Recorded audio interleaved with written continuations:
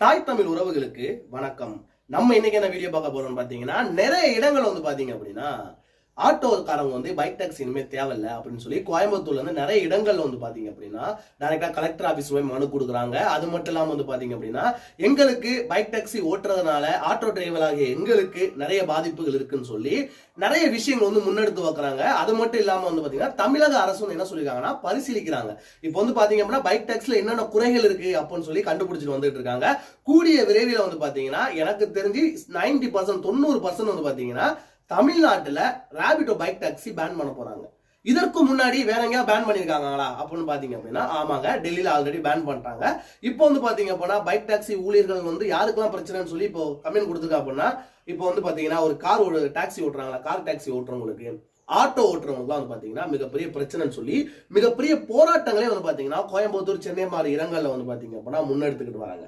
Rapid நிறுவனம் வந்து பாத்தீங்கன்னா என்னதான் ராபிட் நடக்குது, ராபிட் நிறுவனத்தை நம்ம வேலை பார்க்கலாமா இல்ல வேலை பார்க்காம வேற என்ன வேலைக்கு போறது, ராபிட் அவ்வளவு ஒரு முக்கியமான விஷயமா அப்படின்னு சொல்லி இந்த வீடியோ ரொம்பவே தெளிவா பார்க்க போறோம். வீடியோ முழுமையா பாருங்க. வாங்க வீடியோக்கு கட்டி போலாம். நேத்து வந்து நியூஸ் பார்த்துக்கிட்டு இருந்தேன். நியூஸ் பார்க்கும்போது வந்து பாத்தீங்கன்னா ராபிட்டோ நிறுவனத்துல இருக்கிற ஒரு 10-15 ஊழியர்கள் வந்து பாத்தீங்க அப்படின்னா டைரக்டா கலெக்டர் ஆபீஸ்ல மனு கொடுக்குறாங்க. எங்களுக்கு ராபிட்டோ பைக் டாக்ஸி வேணும், ராபிட்டோ பைக் டாக்ஸி எங்களுக்கு எல்லாமே அப்படின்னு சொல்லி. நான் என்னன்னா இது வந்து அவங்க டைரக்டாவே பண்ண வாய்ப்பே கிடையாது. ஆபீஸ்ல இருந்து யாரோ தூண்டுதல் பேர் தான் அந்த பேர் அவங்க போயிருப்பாங்க. பைக் டாக்ஸி மட்டும் கிடையாதுங்க, டெலிவரி ஜாப் பொறுத்த வரைக்கும் பாத்தீங்க அப்படின்னா அது ஒரு ஜாப் தான் இருக்கு. அந்த ஒரு ஜாப் தான் எனக்கு வருமானத்தை கொடுக்குதுன்னு சொல்லி எந்த ஒரு டெலிவரி பாய்க்குமே அந்த வாய்ப்பே இல்லை. ராபிட்டோலனா வேற வேலை போட்டு ஓட்டுங்க, போட்டுலன்னா ஸ்விக்கி ஜொமேட்டோ ஓட்டுங்க, ஸ்விக்கி ஜொமேட்டோ இல்லாட்டி நீங்க நான் கொரியர் டெலிவரி எவ்வளவோ இருக்கு. நம்ம ராபிட்டோ மட்டும்தான் வருமானம் அப்படிலாம் பாத்தீங்க அப்படின்னா அப்படி கிடையாது.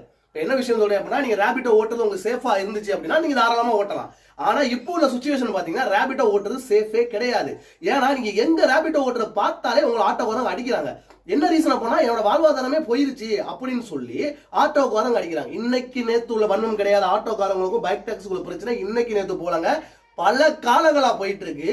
இப்போ வந்து பாத்தீங்கன்னா இப்போ ஒரு இடத்துல வந்து இப்போ பைக்ல மறைச்சி ஃபைன்ல அடிச்சாங்க தெரியுமா, அதற்கப்புறம் வந்து ரொம்பவே சூடு பிடிச்சி கிடைச்ச வாய்ப்பை விட்டுறக்கூடாதான்னு சொல்லி ஆட்டோ டிரைவர்ஸும் சரி நிறைய இடங்கள்ல பைக் டாக்ஸி ஊழியர்கள் ஓட்டுறதை பார்த்தாலே கண்டிப்பா அடிக்கிறாங்க. நான் என்ன கேட்கறேன்னா பைக் டாக்ஸி நிறுவனம் நடத்துறது ராபிட்டோ நிறுவனம்.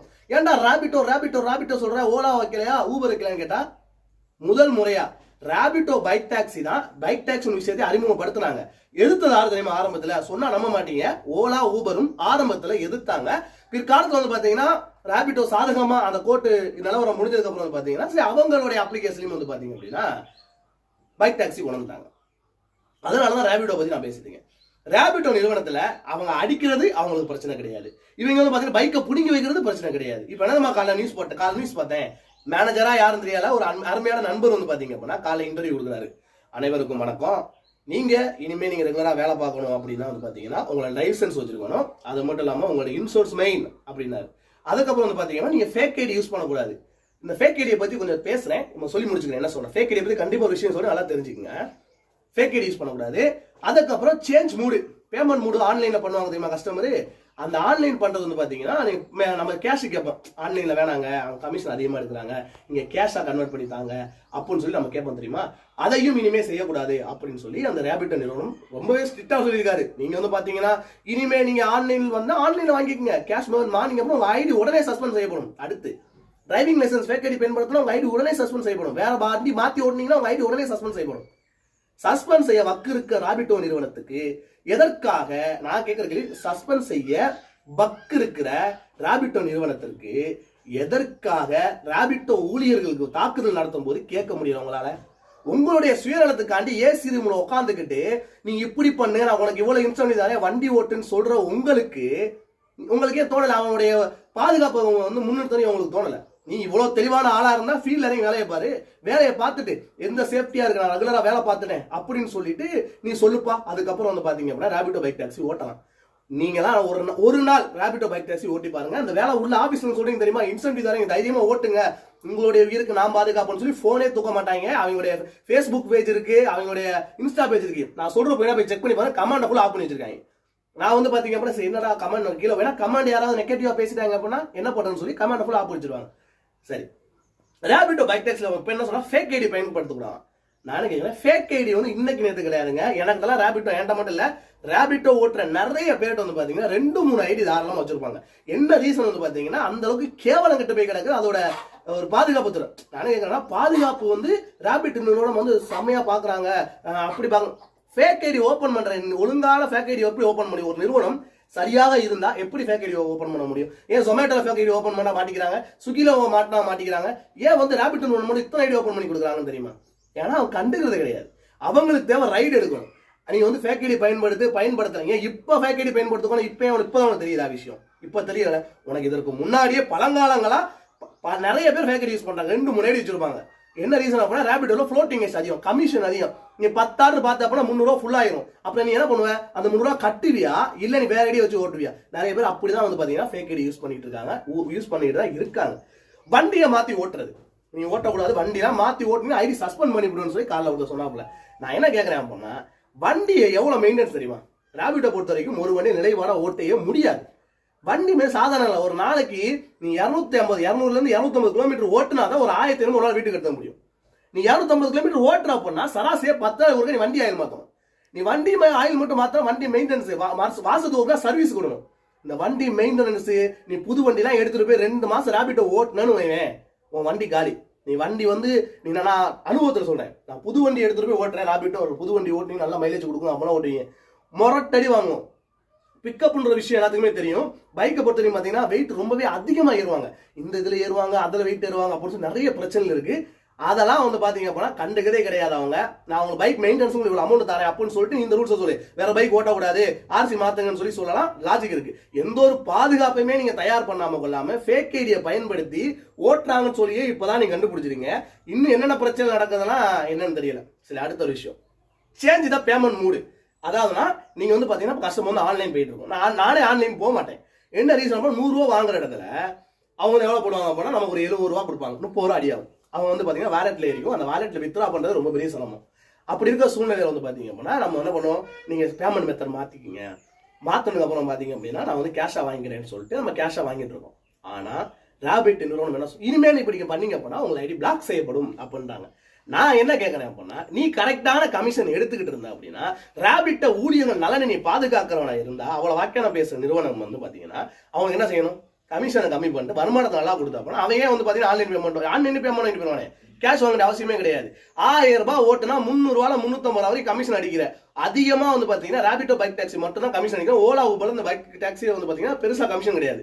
ராபிட்டோ நிறுவனம் அதிகமான கமிஷன், ஜிஎஸ்டி போடுவாங்க, கமிஷன் போடுவோம், அப்படி இப்படின்னு சொல்லி போட்டு மொழிக்கு தெளிவுறாப்ல. இப்படி இருக்கும்போது ஆன்லைன் பேமெண்ட்னா அந்த கமிஷனை சீக்கிரம் அவங்க எடுத்துக்கலாம்ல.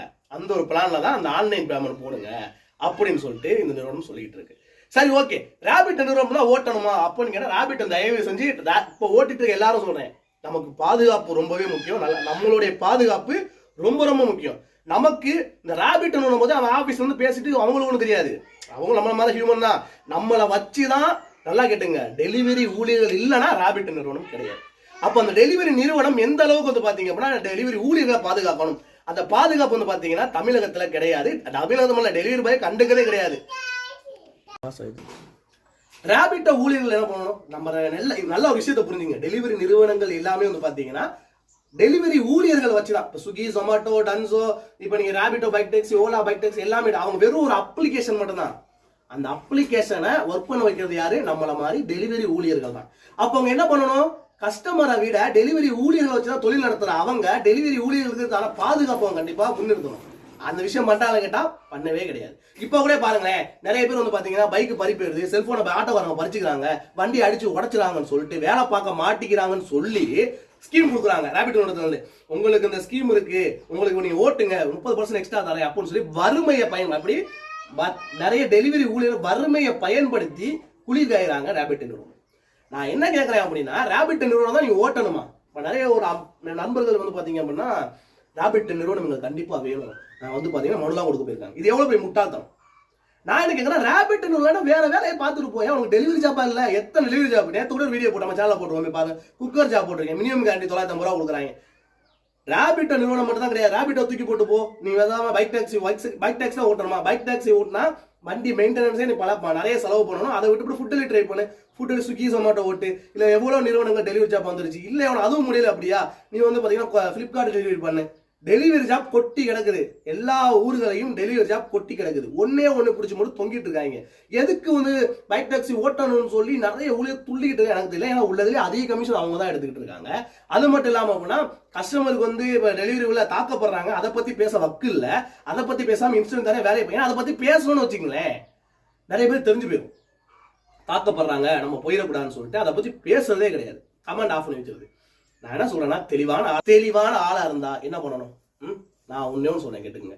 தெளிவான ஆளு தயவு செஞ்சு வேலை குயிட் பண்ணி வேற வழிக்கு போயிருங்க. ராபிட் இன்னைக்கு இல்லை, என்னைக்குமே நீங்க ஓட்டாதீங்க. என்ன ரீசன் அப்படின்னா, வண்டியோட இன்சூரன்ஸ் வந்து கண்டிப்பா தேவைப்படும். இன்சூரன்ஸ் இல்லை அப்படின்னா வண்டிக்கு 10,000 ஃபைன். நீ வந்து பைக் டாக்ஸி ஓட்ட போயிட்டு நீ 10,000 ஃபைன் வாங்கிட்டு வந்தா என்ன பண்றது?